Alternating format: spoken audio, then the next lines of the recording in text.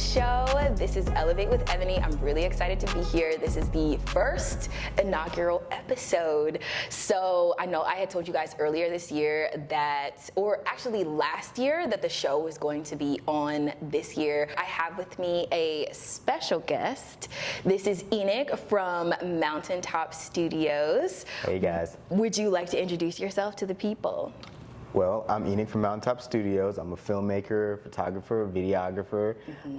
Some of the amazing things that Evani has done, I have shot them, or photos behind it. It's always a pleasure working with you, Evani. Yes. And I'm so excited to be here. Yes, all of his information will be down below in the description box. Today, I wanted to start this off, because it is Black History Month, I wanted to start this off as a conversation around love, but also relationships, and how a lot of relationships I feel like are breaking down nowadays. Okay, so you bringing me on here and we going for the jugular at the beginning, of the show.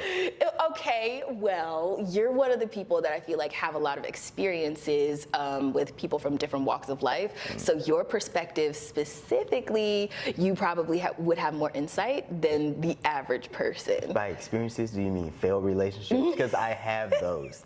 Okay, don't we all? Don't we all have failed relationships? Do we want to talk about Black relationships? How do you feel about Black relationships?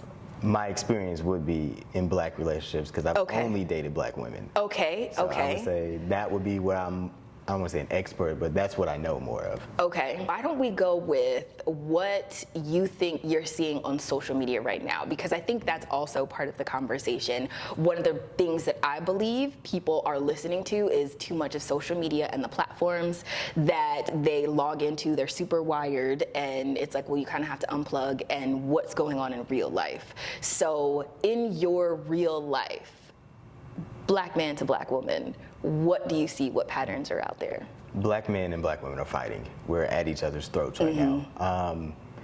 I feel like what we've started to see is that the loudest voices and the voices that we're giving attention to are the minority in terms of like how people actually feel. So a lot of Black women I've heard, they say they feel attacked. A lot of Black men I've heard, I think they say they don't feel heard. And so I know a lot of Black men who do feel heard, and I know a lot of Black women who don't feel attacked, but they're not the ones who are on social media, like in all the comments and doing all that stuff. It's like, okay, I want to tear down Black women today, so I'm the troll and I'm gonna this and that. And so what ends up happening is like, that's a lot of Black women, they go look at the comments, are like, look at these Black men doing this, look at all these type of people who are just like tearing us down. Is like, I personally am never in anybody's comments, but as you know, I'm always uplifting Black women, but I uplift them in real life. I don't uplift them in the comments. So first of all, I don't have time to be on social media, because I have a life, I have a job, I have purpose. Who has the time? I don't have time. But you know what? That's something really important that you said. I have purpose. So you're out here uplifting Black women and pursuing your purpose. Like, that's the main gig, and that's an uplifting thing. It's not something that's like tearing other people down. So basically, people that might have too much time on their hands are the ones who are these extremists on social media. Because at least for me, I think that's also part of the conversation too. It's like, why are you online in these social spaces listening to extremists? Because that's not productive in any way. And then participating in it kind of like fuels it almost. And sometimes what I see is that people are pretending their Blackness, or pretending like with an avatar of who they are, to incite more hatefulness and extremes instead of like uplifting each other. So I don't know, have you seen these patterns at all? Oh, 100%. Yeah, and it's like, well, where are these people coming from? Like, who is actually attacking Black women? And you know, yes, I believe there's a certain amount of infighting, but it can come from outside the community as well, which is really, really interesting to see nowadays. I have seen, or at least read about, other attacks on Black communities and different, I think, things that different social programs, or what's the word that I'm thinking of?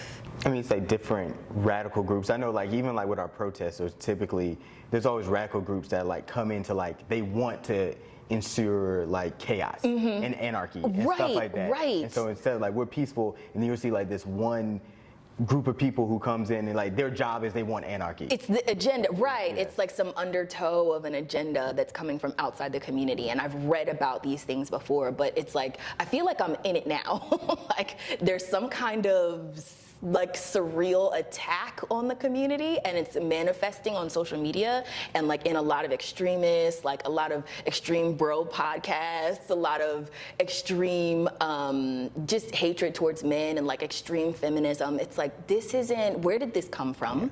Number one, why are we all just listening to it and we aren't able to effectively change it? And then how can we actually change that conversation? You said the key word there, listening. I feel like, so if we take out all outside groups and we look at just what a decent black man and a decent black woman, and they're fighting and they're going at each other's head, why is that? It's typically because we're not listening to each other. So the truth is that black women are being attacked. That is the truth. Yeah. And so it's like, as a black man, I have to hear that.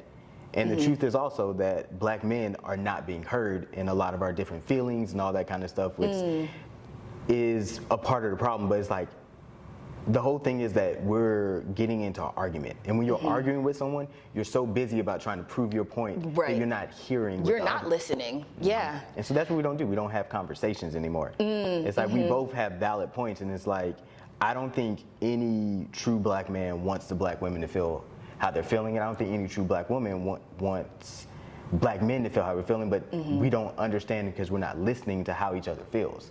Yeah, and I think a lot of us don't know ourselves outside of social media either, because like we grew up on the internet, like as millennials, right? We're the first generation to grow up on the internet. So if you actually cut out social media, like who are you and what areas of your life do you need to work on? And I know even for me, having been in therapy and communicating effectively and non-defensively was something I did not learn growing up in a black family. So it's Very like, true. hey, I got to get this skill set later in life, and I have to implement it now in my adult relationships. And I believe that it's really beneficial, has been very beneficial for me, but I don't see a lot of other people doing the work. And that comes from an authentic relationship that you have with yourself.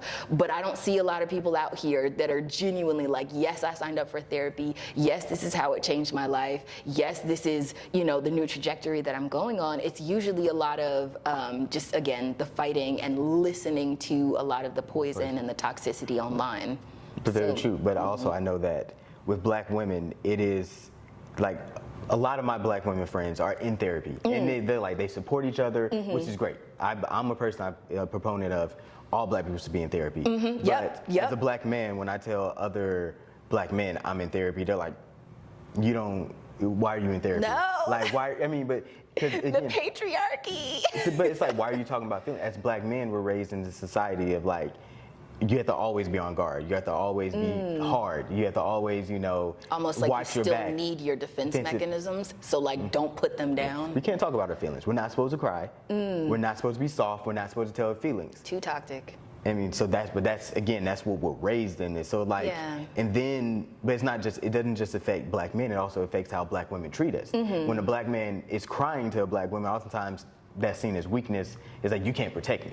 Like, why are you crying? If we try to tell our feelings, like, suck it up. And like, again, that's going back to we're not being heard, we're not being listened to, and stuff like that. And then all of our examples that we see from TV and television and sport, it's like typically our black men aren't doing that. Yeah. We don't get to be soft. We have to look up to James St. Patrick from Ghost. And it's like, he's literally a serial killer. He's literally killing people. Like, he's not the greatest example that we should be looking at, as a black man, but that's who we see. Yeah. We don't have, and then we're not growing up where we have like the James Avery from Fresh Prince as like an example, or I don't want to say the Cosby Show, but like again, but again, those are a reference fallen from its former glory. Exactly, but those were like black men who were able to express their feelings, and like how many of those do we really have on TV anymore? Yeah. Like, and then we don't necessarily, I mean, I don't want to say our community doesn't have the black men who represent that, but we do have a lot of black boys who don't see that. We don't get to see those examples and all of that. So it's like, the examples we get to see are not good examples. So it's like we are taught to not express our feelings. We can't tell the woman we love that we actually love them. We have to like show them we love them, and then how do you show me love? We think about the music that we're listening to. Okay, we buy you things. That's not necessarily, that's one form of love language. Right. That's not the other four. Oh, this is so interesting. So you felt the need, like you feel love and you experience it, but you don't actually vocalize it because of patriarchal standards and norms that would make you appear more soft. Yes, because I don't ever, like, when you're a black man and you love a black woman, you want to be her Superman. You don't want to ever be seen as weak. What is that a savior complex that's in all men, do you think, or just I don't think in an underrepresented community, more specifically? I would say in the underrepresented, because again, we as black people, we face so much. When we go outside of our home walls, you're facing it's us against the world. It's a lot, yeah. You know, so when you come home, you want to be able to be that person, like, okay, your woman can tell you about how the world had her effed up, and you be there for her, and you have that. But when you try to come into how the world had you effed up, it's okay. Hey, you sound like you're complaining. You sound like, it's. I mean, again, it's not the black woman's fault. It's not the black man's fault. It's just we're not the system. listening. Yeah. Well, also, I find a lot of women don't know how to process black male feelings. Like, even if they did open up, even if they did come to you, having grown up in an environment, like I as a black woman growing up in an environment where you're used to men not saying it, when they do finally say it, it's not met with open arms. It's met with, oh, how do I deal with this? Because I'm not used to men coming to me with their feelings. So it's also this skill set of, from my perspective, needing to learn how to hold space for someone, like be a safe space yourself, know who you are, but also hold space for the men and the masculine energy in your life, because they don't really have other outlets. And so sometimes also too, when they finally do let go, it's like, it's like, oh no, this is not just, it's like a word vomit or a brain dump, or like just way too much. It's like a tsunami of feelings and other things, and it's like, actually, you might need more help than I can provide. That's what I mean. I do. I'm a vocal advocate for black men to go to therapy, just because it teaches you the tools to be able to deal with this world. Yeah. And like, because again, what ends up happening is, this is your partner. We're talking about, like, this is the person you're coming home to. It's like, we do give our partner all of our problems. Even if we don't vocalize it, we still give it in the energy, in our subconscious actions, in our passive aggressive actions. You bring it home with you. You bring it home with you, so you have to be able to deal with that, because we are going through a lot, and it's not, this is the person who I love. So she wants to be there for me, and I just don't know how to give her and have an open and honest conversation with her without her seeing me as weak, or like me feeling like she sees me as weak. Because again, I haven't opened up to her, so like she might not actually see me as weak, but it's like I have this fear of like you not seeing me as a man. Sometimes we think of feelings as a man, like crying and all that kind of stuff. It's like, I'm not being a man in this moment, but I will always say is that men, you have tear ducts. That means you're supposed to cry. Yeah, it's a very dehumanizing thing to perceive, oh, I can't cry, because it's a human thing. It's not just a woman thing or a child thing. It's like a human being thing, man, woman, anybody. Even animals cry. I'm pretty sure, like, there are animals that cry. I'm pretty sure dogs cry. Yeah, it's like there is a certain level of humanity and like empathy that comes with your soul, hopefully.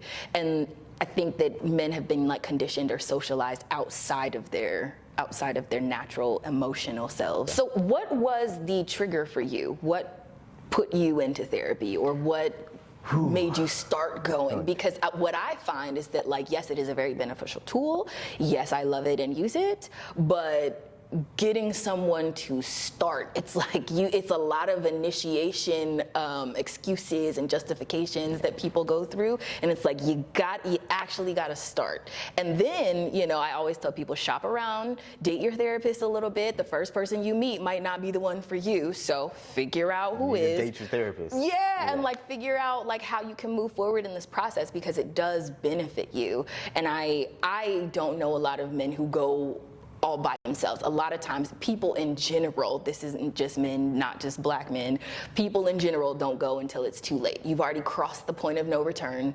It is not a relationship that can be repaired, or, you know, you're in here because of something that happened like really traumatic in the world, and then you'll start. So it's like, what would initiate people to just kind of go anyway, or what got you started? Okay, loaded question. But for me, it was, so I didn't go because It was a good idea. something really, so I believe I have like a great mind. Like I pride myself more than anything else over my mind. So I can, whenever I have problems, I always Not know, your heart though. I have a great heart too, but like my mind is my greatest weapon. Okay. Like I can just figure out anything. Like it's just, again, I have a degree in engineering and now I'm a production company. Okay, and yeah, that's right. That's right. Him and his production company came after his, what was it, nuclear engineering degree? Yeah, Oh, okay. like, because me too, right? Like we all just can just get those things willy-nilly. It's fine. No big deal. It's no big deal. It didn't take a piece of my soul. It's okay. It's cool. Not the soul. It did. You need therapy. Yes. I probably needed therapy just from that, and actually just from the degree. Just from the degree, but degrees can be traumatic. But y'all. being in, since I've been on my therapy journey for like, is it over a year now? So we have talked about my experience of being a black engineer in a predominantly white institution and stuff like that, and what I went through, because Trayvon happened when I was in school, Michael Brown happened when I was in school. Oh like, gosh, yeah. Yeah, it was Philando, Castile, like it was a lot happening. Like the protests were protesting. Heavy. But for me, none of that stuff triggered me to get into therapy. It was actually, I got in a deadly car accident. And how I told you my mind is great, I can always figure everything out. I couldn't figure out how to get behind a wheel again and drive. Okay. It's just, I was always scared, like my hands So it were was shaking. some trauma. It was, but that triggered you into this process. Yeah, so it had nothing to do with me, I'm trying to like heal myself. It's like, I want to get behind a wheel again and drive. Okay. And then we get in there, it's like, well, we need to talk about your mom and dad.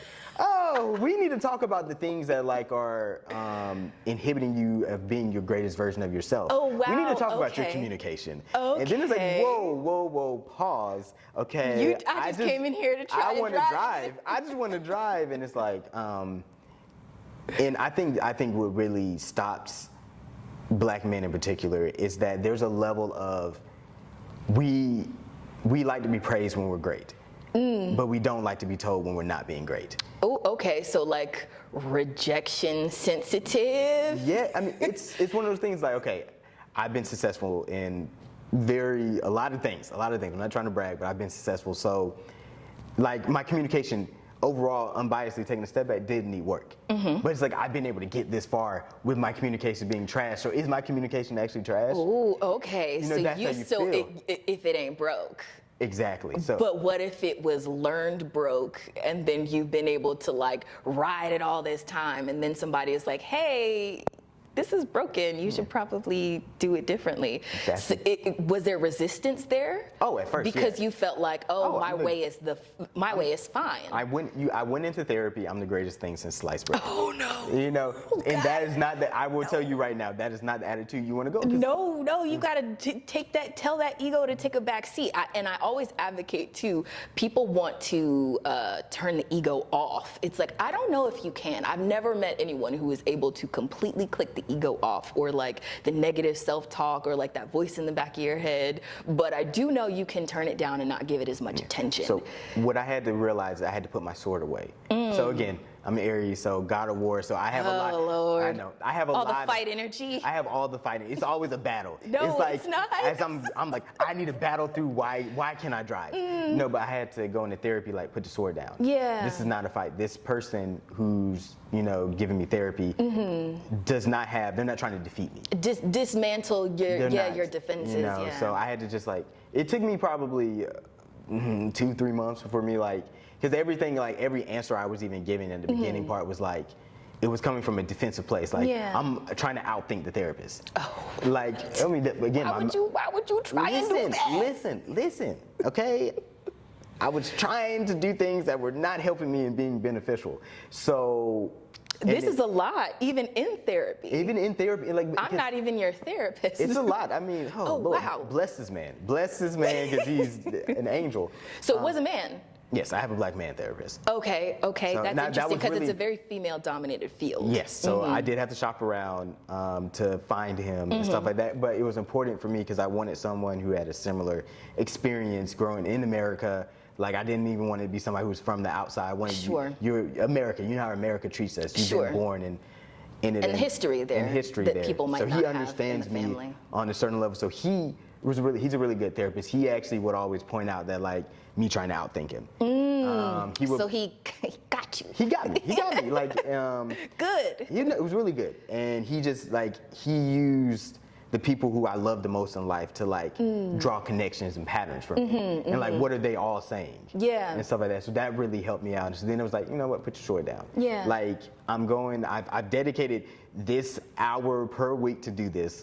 Let me actually give it my full shot. Yeah, and definitely. when I did do that, I just started seeing, like, how much growth just came out of me, and just like, it's not even like, okay, yeah, once it clicks, you like immediately go out and see growth. No. You just start thinking about things differently. Yep, Like, I yep. started hearing the way my team, the people who I love, like, I started hearing them more, and I was like, oh, okay, well, maybe I'm making people feel this way, or maybe Yeah. like I didn't see that detail, or maybe like, you know, I started addressing things immediately. Yeah. As opposed to like trying to, like, again, outthink the process. I started trying to feel the process. Interesting. Okay, so you were very cerebral about everything at first, and then you kind of had to, like, drop into your heart space and actually feel the feelings. I think that was also part of my therapy process. It was not like intellectualizing your feelings as much, and I think I did this as a defense mechanism growing up. Well, it's like I can get in my head about stuff because if I can figure it out, then it doesn't hurt. But it's like you actually need to feel the hurt. Like, that's the thing you're trying to avoid. That's what you need to, like, the hurt. not avoid. You need to sit in that moment. So what I ended up finding for me, that I had to turn down my brain and, like, amplify my heart. I've always felt that I'm very empathetic person, so I've never had a problem with that, but I always attack problems with my brain first. And so Okay, well, that kind of makes sense, It right? make- it makes- Problem solving so with your head, I'm not an your engineer, heart, right? right? Makes Yeah. sense. Oh God, yeah. Oh, you probably have like a double dose it's double dose. And of all so the logic. it's a lot of logic happening up here. But then it was like, with my problems, listening to my heart more and listening to my feelings and allowing my feelings to have space and validation. Like, that was a big thing for me. Like, I could listen to other people's feelings, but I wouldn't be listening to my own feelings. So that's one of the big things that I found in therapy, and having known so many black men, I feel that that's a trait that we share. We don't listen to our feelings. Because you've been conditioned out of listening, or because you naturally? It doesn't or- naturally feel that we should listen to our feelings because of conditioning. It's not that it's Okay. an unnatural thing. It's Okay. just, like I said, me personally, I didn't have a dad that was like, hey, you know, hug me and all that kind of stuff. Who does? Honestly, like, maybe like on one hand, and this is like out of everyone I know who had like a self-aware, you know, emotionally mature father to like give you that kind of upbringing. Other words, everybody else, no. It wasn't that. So it's No. just like, for me, so even like, you know, I write scripts, and the art I make art in where black men are more loving towards other black men. They do hug and stuff like that. So, and in my personal life, that's what I do. Like, all my friends, I give them a hug, and I'm like, hey, what's up, beautiful black man? Yeah, Like, yeah.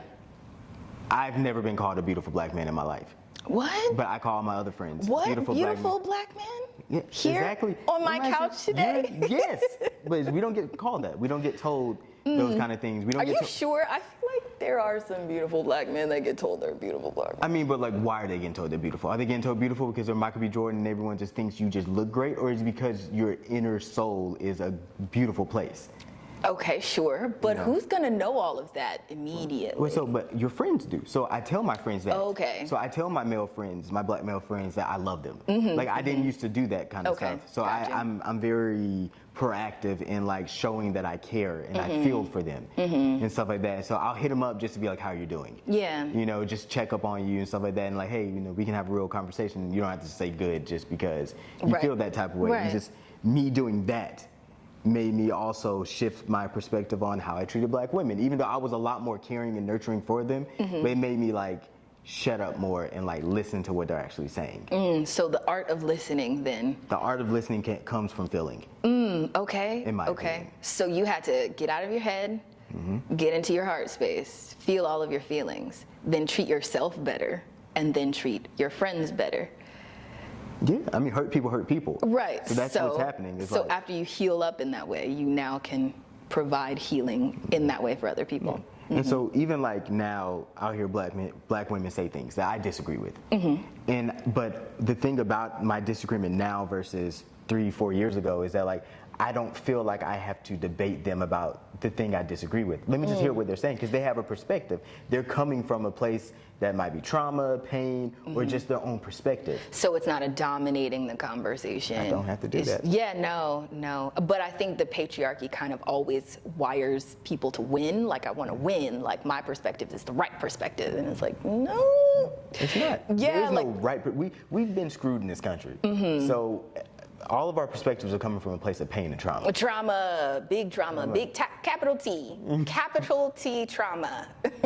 So it's like, again, at the end of the day, if you're a black man who loves black women, if you that's where your mindset, you're saying you love black women, which every black man, I mean, I came from a black woman, but I mean, technically things happen, but you know, Arguably, give or take. Give or take, but you know, you have black women in your lives and stuff like that. So if you love black women, listen to them. Yeah. Like, take a step back. It's not about you being right. Yeah. Even if you are right, it's not about you being right. No. It's about listening to what they're going through and listening to their experience. Because we're the only people who have, historically in this country, we're the only people who have given a damn about each other. Like, black men have given a damn about black women, and black women have given a damn about black men. So for us to be fighting and just battling and just like, we have to like take a step back. Why are we fighting each other? Because no one else has proven through the past 500 years that they're gonna come in and step up and care about us the way we care about us. And I don't want an outside community to fix our inside community problems. Yeah. So the only way we can fix it is we have to start listening to each other. But didn't the outside community destroy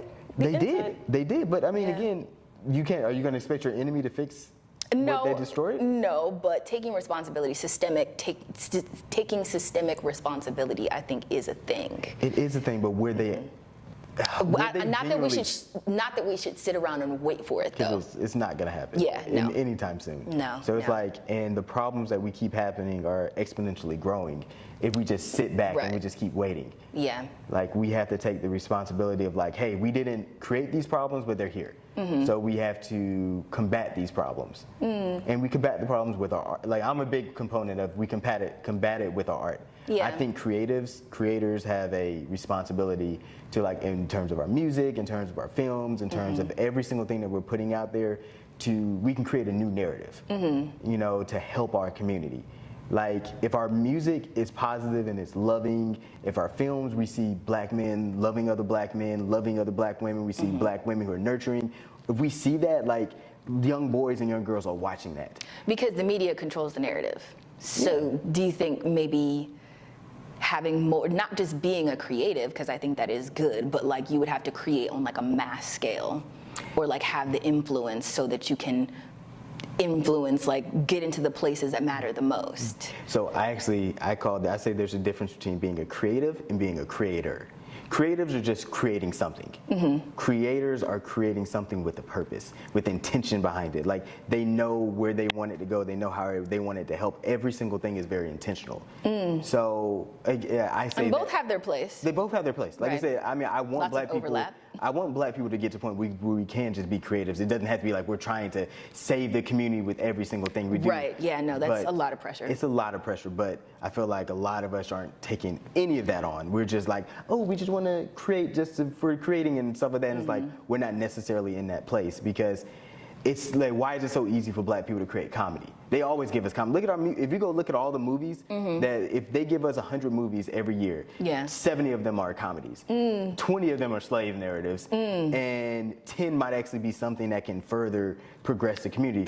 A progressive form of art. So why is 10% of that art? Like, why are they so comfortable with giving us comedy, making us being able to laugh? Well, I think laughter is medicine, but it also it's important, right, but it's not the end all be all. doesn't fix. Yeah, no, you actually have to do like the internal work. I was a big pro for therapy. I could laugh at a lot of my problems. I could laugh at a lot of this. I would use humor as a way to put a rug over my problems. Band-Aids, It's Band-Aids. So again, it's great to laugh. It made me feel good in that moment, but it didn't actually fix anything. Yeah, no, it doesn't. It doesn't. And I think doing the work on a personal level, like you have to do the inside work. And I was telling you, even for my birthday shoot, it's like before it was like the outside influencing the inside, but now like, cause I'm 33, it's like the inside needs to influence the outside. Like I had it backwards back then, but you know, deconstructing, unbecoming, unconditioning your mind out of a lot of the way of the world is like you have to do it from the inside outside, and then you know actually have something on the inside that you're